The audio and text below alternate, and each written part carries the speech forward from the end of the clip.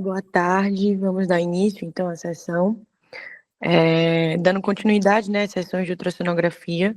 Hoje a abordagem é sobre os ovários na ultrassom. E sou Paloma, né, R1, e a aula tem supervisão da doutora Renata. E aí, introduzindo, né, o assunto, falando um pouquinho dos ovários. Os ovários são gônadas, né, femininas, elas são pareadas tanto do sistema reprodutivo quanto do sistema endócrino. Elas são firmes e têm um formato ovoide. Elas medem aproximadamente 1,5 a 3 centímetros e de 1 a 2, a questão do largura e comprimento, né? E de volume, ela pode ter um volume de 1,2 a 9,4. Normalmente, ela fica no peritônio, na parede pélvica, em uma fossa rasa, entre os ângulos dos vasos ilíacos internos e externos, no nervo obturador. Mas ela tem localização, os ovários, né, têm localização variável, de acordo com a anatomia, de acordo com o ciclo fisiológico também, e com a questão da idade. Normalmente, eles estão orientados em um eixo longo oblíquo, com superfície lateral e medial, as extremidades uterinas e tubárias, as bordas mesovarianas, e pode ter também associação com as bordas livres. A ultrassom é a investigação de primeira linha para o ovário. E aí eu trouxe essa imagem para mostrar, né, assim, de forma mais ampla, a questão dos ovários que estão localizados aqui, a questão do útero, a tuba uterina, os ovários nessa localização que eu expliquei. Essa questão dos vasos ilíacos internos e externos, ela é bem importante na questão da ultrassonografia, porque quando tiver de difícil visualização ou localização, a gente consegue se guiar por ela. Aqui também é outra imagem, aqui já mostrando mais a questão anatômica mesmo, a questão do útero também, né? E dos ovários ligados pelo ligamento próprio do ovário. E aí eu trouxe essas duas imagens para mostrar, duas imagens, na verdade 3, né, de ultrassom, mostrando os ovários na ultrassom com aspecto normal. E aí, falando um pouquinho da avaliação dos ovários, né, de forma geral na imagem, a gente tem um leque de patologias e de alterações que a gente consegue, né, avaliar com a imagem, como a normalidade do núcleo mulleriano, gravidez ectópica, falando, né, da gravidez no ovário, a doença inflamatória pélvica, a endometriose, os cistos ovarianos, o dermóide ovariano, câncer de ovário e a questão do ovário policístico e a síndrome do ovário policístico, né? E aí, falando um pouquinho dessa avaliação, eu vou falar posteriormente do ORADS, mas já começando a falar, a primeira parte é você identificar se o ovário está normal ou não. E aí, depois que você identifica isso, todo o achado que tiver nele vai para essa parte do step 2, né? Da segunda parte, que é para você classificar os achados que você viu de anormal, diferente do fisiológico, né? E desse fisiológico na imagem. E aí, de forma primária, eu trouxe essa imagem também que no RADS, que fala as características que são usadas na avaliação de diferentes neoplasias do ovário. Então, a gente consegue ver a questão do tamanho, né, o diâmetro máximo da lesão, consegue ver também a questão se a lesão ela é sólida, consegue ver se tem loculações nessa lesão, se tem ascite associado, se tem a questão da sombra acústica posterior, e a questão também do número de projeções, de laminações que essa abordagem do tumor, né, ou de um cisto pode aparecer na imagem. E aí, falando um pouquinho do ORADS, né, começando a falar do ORADS, o que é o ORADS? O ORADS ele é um lexo padronizado de lesões ovarianas e anexiais, assim como tem diversas outras estruturas, né, do corpo na imagem, a questão do BIRADS na mama, do LIRADS, do PIRADS, e aí na questão dos ovários é o ORADS. E aí o que é que acontece, né, com essa padronização? Vai permitir essa estratificação dessas lesões com o uso de uma pontuação que é baseado nas características morfológicas, e essa identificação vai ditar, né, preditar, na verdade, o risco de malignidade e vai também fornecer uma orientação de gerenciamento. E aí, essa imagem aqui mostra, né, a questão de um ovário sem nenhuma lesão e sem nenhum cisto, até fisiológico. Essa segunda linha aqui, né, já fala da questão do folículo. São cistos simples, né, menor ou igual a 3 centímetros. E a questão do corpo lúteo também, que pode aparecer. E aí, vou falar de cada pontuação, mas falando de forma geral, né, o OHADS 4, ele demonstrou ser um ponto de corte apropriado para a malignidade, dividido até o 5. A lesão, né, de OHADS 3, de menor risco, ela deve ser guiada por ultrassom se não for excisadas. E lesões sólidas e císticas com componentes sólidos, a caracterização adicional por ressonância vai fornecer uma maior especificidade. E aí, uma da questão da pontuação é essa indicação de cor de fluxo. E eu coloquei esse score antes para a gente poder entender melhor na questão da explicação. Mas o score 1, ele não tem fluxo, o 2 tem um fluxo mínimo, o 3, ele tem um fluxo moderado, e o score 4, ele tem um fluxo forte. E aí, falando um pouquinho do OHADS 0, né, como a avaliação pelo OHADS 0, é uma avaliação incompleta, geralmente por dificuldade técnica, como gases intestinal, grande tamanho da lesão, a localização dos anexos, ou também impossibilidade da paciente realizar um exame endovaginal. E aí, fica como avaliação incompleta, o descritor não é aplicável, e a conduta, ela é dividida, né, em todo o OHADS, em pré-menopausa e pós-menopausa. E aí, a conduta, a orientação, tanto para pré quanto para pós, é repetir o estudo ou fazer um estudo alternativo, a depender da condição clínica ou técnica que impossibilitou a avaliação. E aí, falando um pouquinho do OHADS 1, que são os ovários normais, né, uma categoria fisiológica, ela é relevante apenas em pacientes na pré-menopausa e vai incluir o folículo e o corpo lúteo, e deve-se evitar utilizar a palavra cisto para descrever essas estruturas do folículo e do corpo lúteo. E aí a classificação, né, o OHADS 1 é uma categoria de ovários normais. Os descritores é o folículo, que ele é definido, né, como cisto simples, menor ou igual a 3 centímetros, e o corpo lúteo, menor ou igual a 3 centímetros também. Na pré-menopausa, não tem nenhuma conduta, a não ser que a paciente tenha alguma indicação clínica para fazer algo a mais. E na pós-menopausa não é aplicado, porque normalmente, né, tende a atrofiar.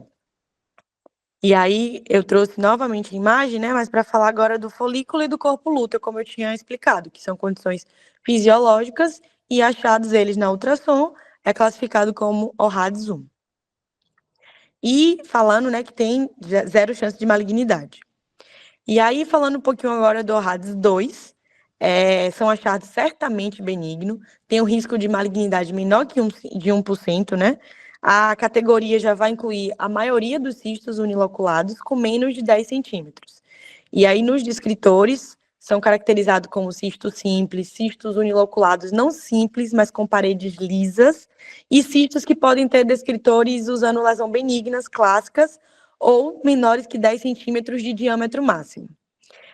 As lesões benignas clássicas, né, elas são caracterizadas por cisto hemorrágico clássico, cisto dermoide, endometrioma, cisto de parovário, cisto de inclusão peritoneal e hidrossalpinge.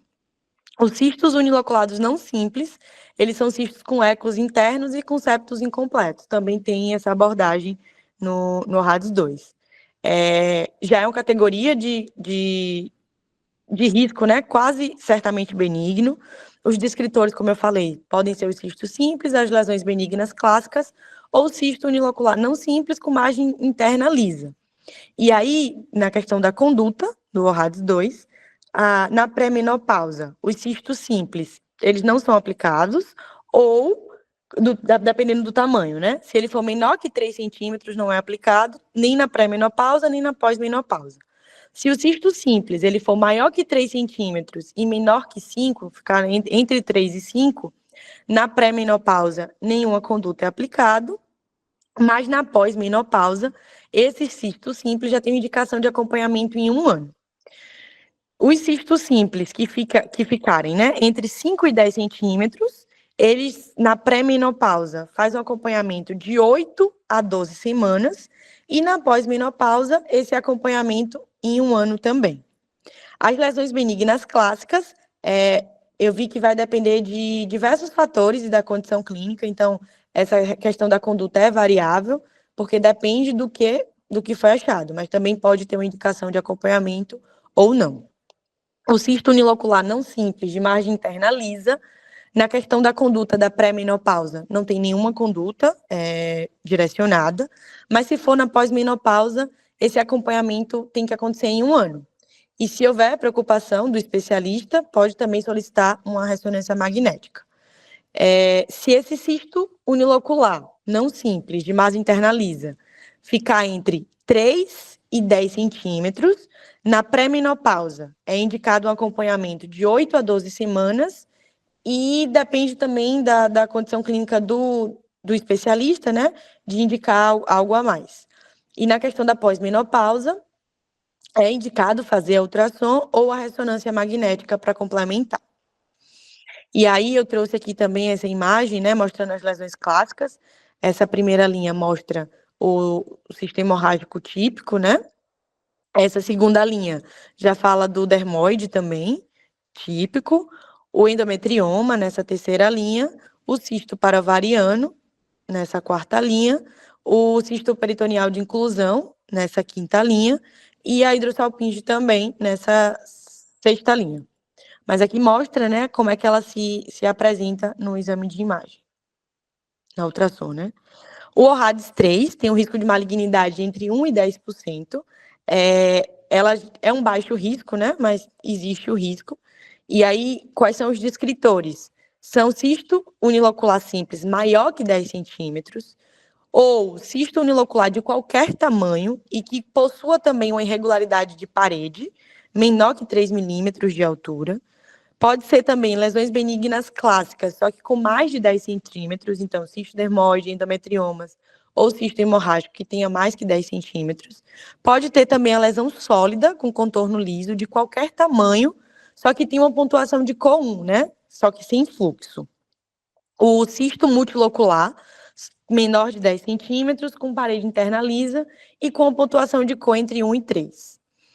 A conduta desses achados na pré-menopausa e na pós-menopausa, a indicação é que tenha um acompanhamento com ultrassom ou com ressonância magnética, a depender também da indicação do ginecologista que acompanha a paciente.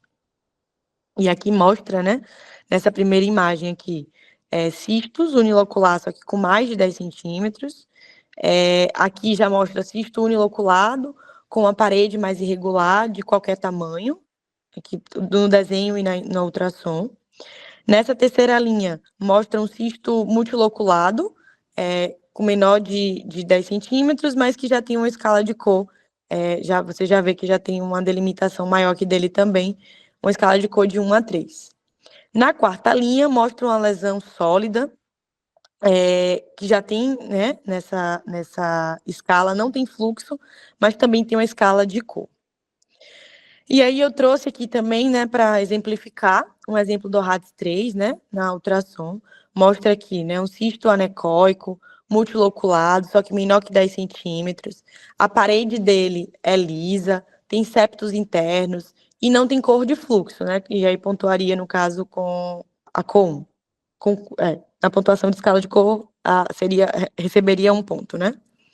E aí, dando continuidade, falar um pouquinho agora do ORADS 4, já é uma classificação que tem um risco intermediário de malignidade, varia entre 10% e 50% de chance.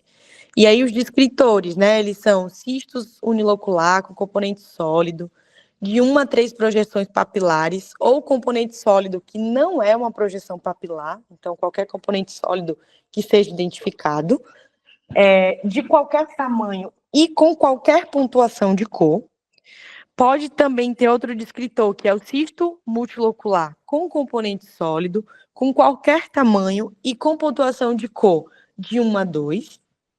Pode ser também descrito como cisto multilocular sem componente sólido, e aí tem três variações, basicamente, que eu vi. A primeira é quando esse cisto sem componente sólido, ele mede 10 centímetros, tem parede lisa e tem uma pontuação de cor de 1 a 3. qualquer tamanho que tenha uma parede interna lisa e com pontuação de cor em 4, qualquer tamanho com parede interna irregular, com projeções papilares menor que 3 milímetros de altura e qualquer pontuação de cor, ou qualquer lesão sólida.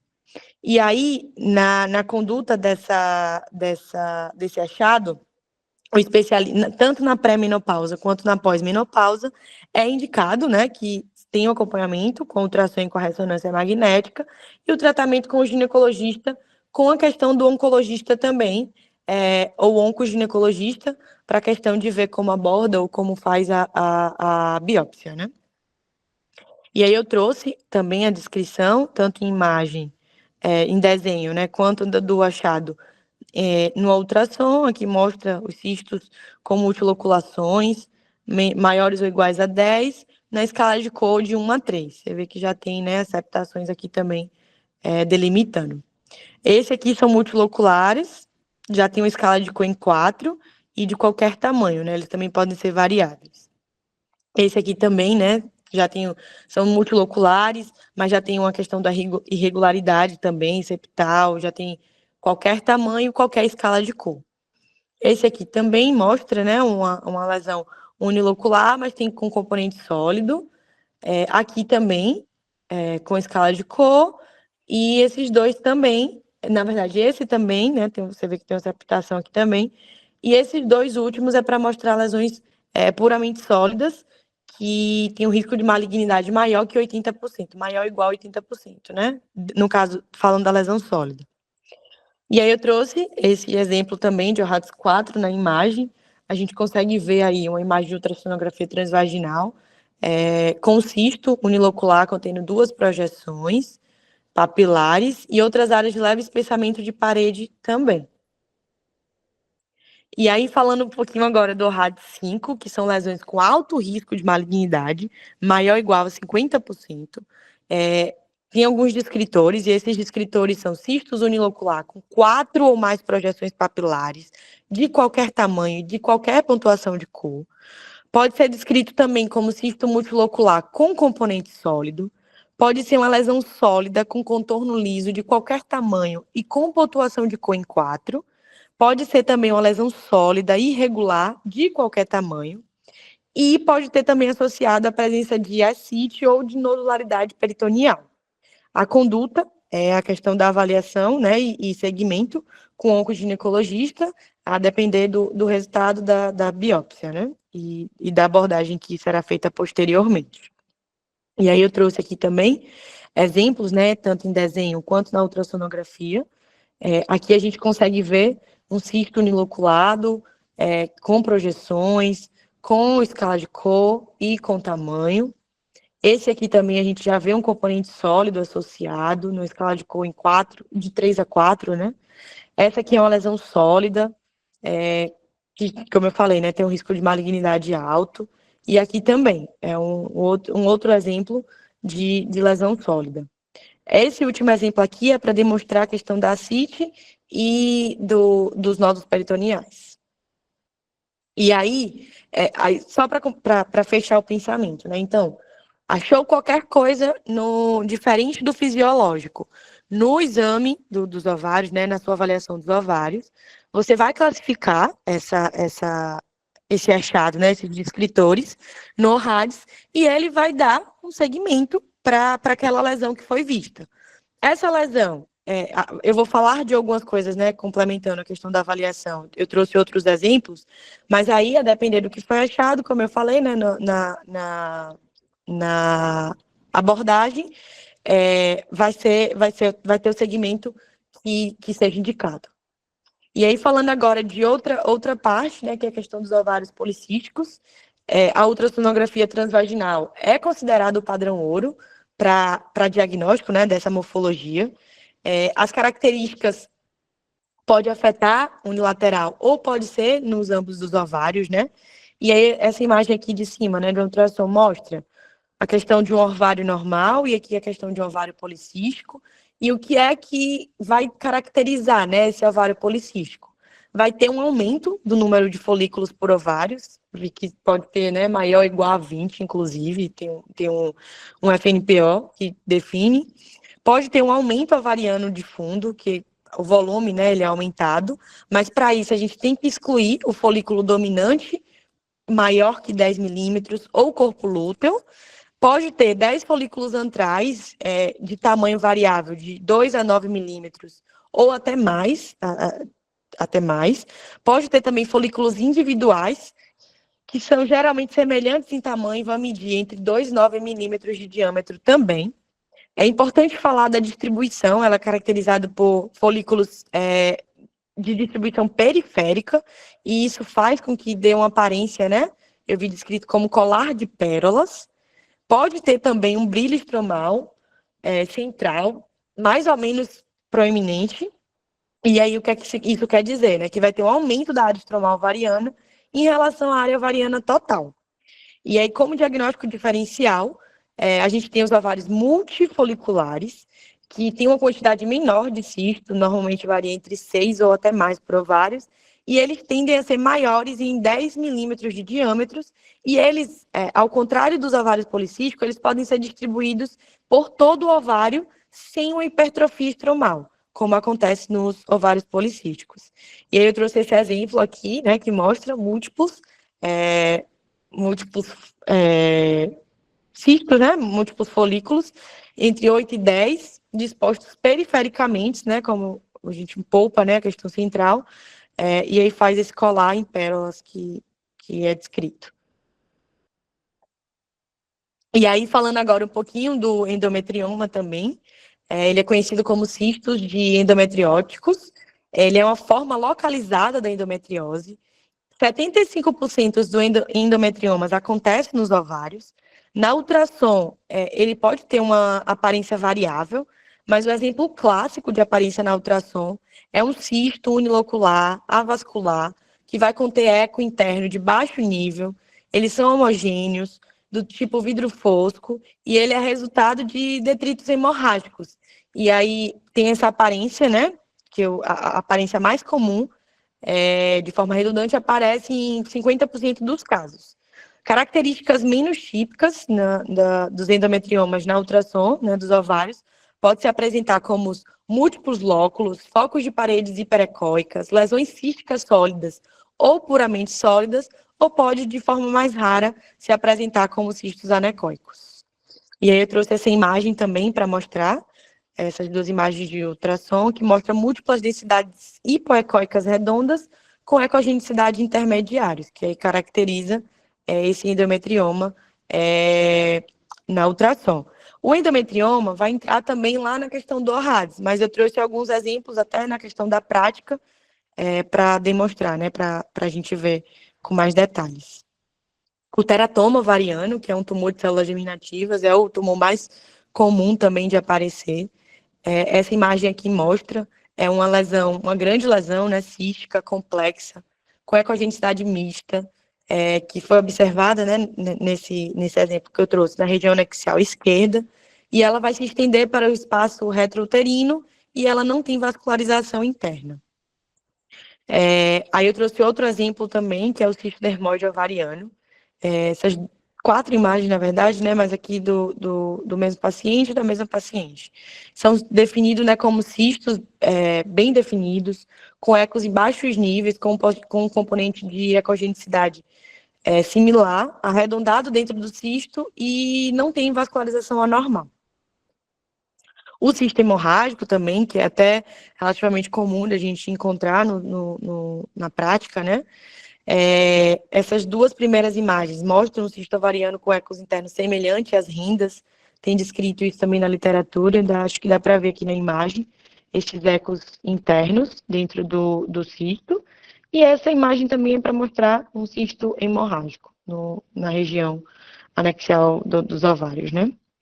E aí, para fechar a abordagem, né, que eu gostaria de passar, trouxe uma questãozinha do CBR, que fala que, de acordo com o sistema ORADS de 2022, é correto afirmar: letra A, um cisto simples, unilocular, de 4 centímetros, é classificado como ORADS 2 e não necessita, em geral, de segmento em pacientes sem acne.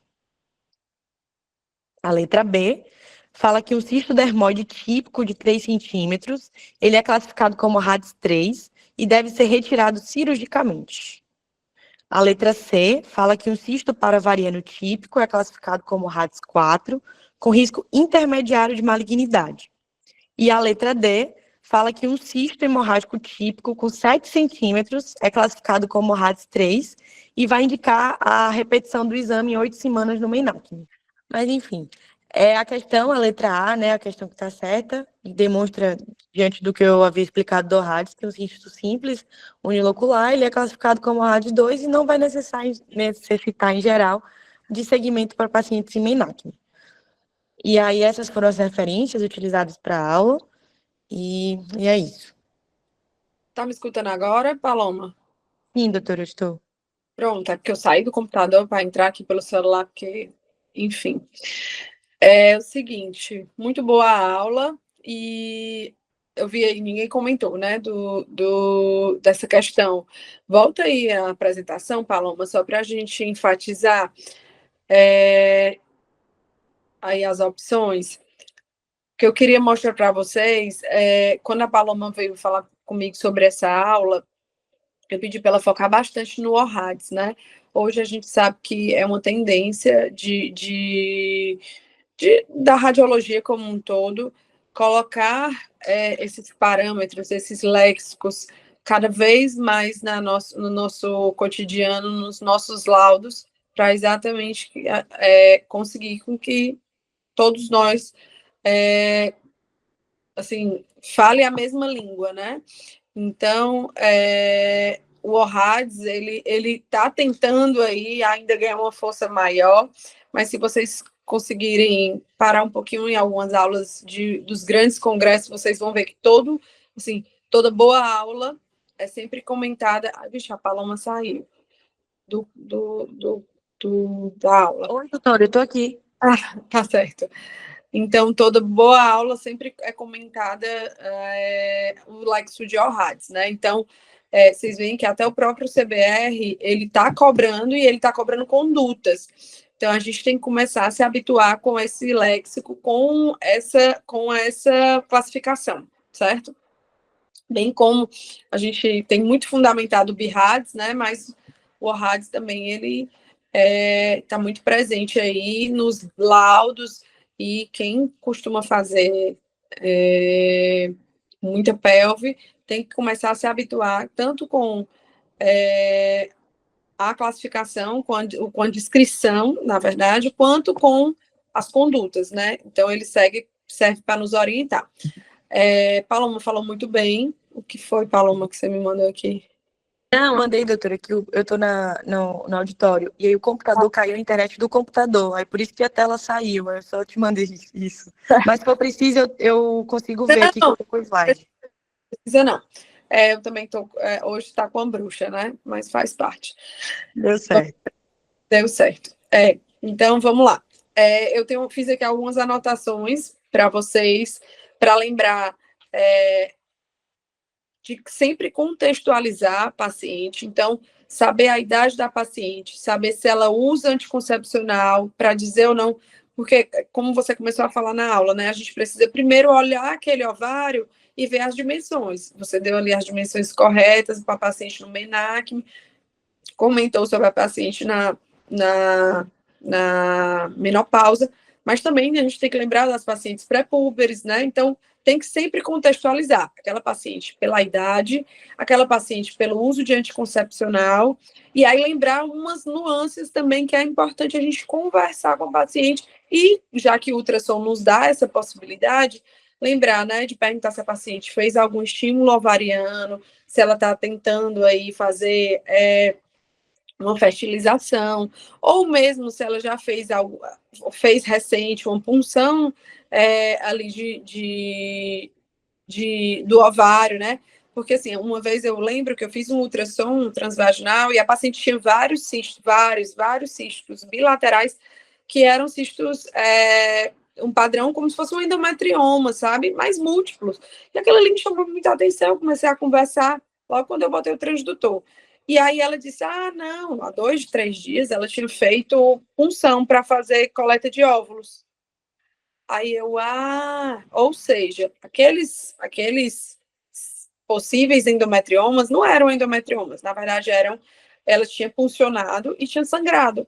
E aí tinha ficado no ultrassom um aspecto de endometrioma. Então, sempre contextualizar, sempre, sempre, sempre. Saber também, vocês veem que o ORAD 5, né, ele caracteriza um cisto ovariano ali que tem associação com a CIT, com algumas multiloculadas. Então, será que aquilo ali não é hiperestimulação ovariana? Será que aquela paciente não estimulou demais o ovário e aí está tendo uma síndrome de Meggs, né, que é devida à síndrome ou da hiperestimulação? Então, tem que sempre contextualizar. O ovário, ele é muito hormônio dependente, né?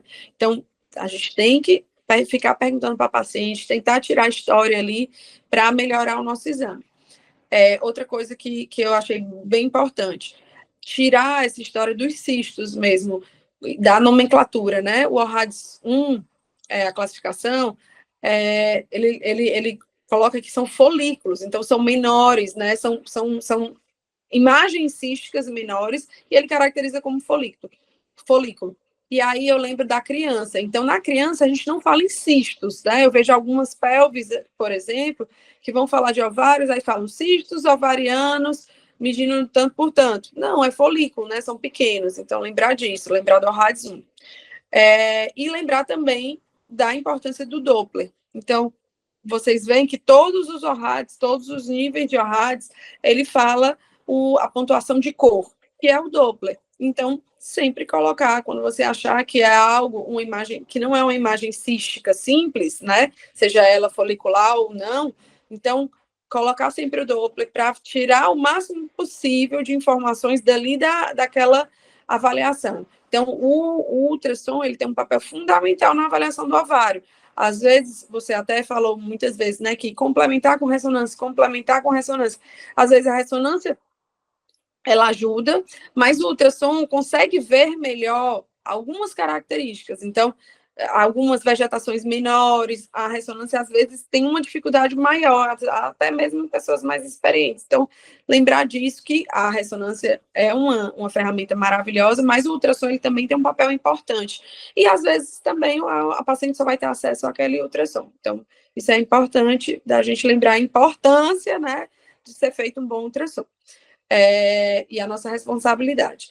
E, por último, lembrar também que no ultrassom nós conseguimos ver a mobilidade dos ovários. Então, saber se os ovários estão fixos ou não, saber se aquela lesão, né? Você, no final, estava falando sobre teratomas. Então, o teratoma, para melhor caracterizar o tamanho do teratoma, faz a mobilidade, às vezes avisa para a paciente, olha, eu vou mexer um pouquinho, coloca a mão na paciente, então faz aquela manobra bimanual para ver a mobilidade e para ver o tamanho melhor do ovário, todo o contorno do ovário, né? Então, isso ajuda muito, lembrar da dinâmica do ultrassom, certo? E é isso, Paloma, muito bom, foi uma aula muito completa e gostei bastante. Meninos e meninas, alguém tem alguma coisa a conversar, perguntar? Paloma aí está bem afiada. Obrigada, doutora. Pode perguntar que eu ajudo também. Então, pessoal, eu espero que vocês tenham aproveitado. Que bom que terminou dando certo aí nossa aula.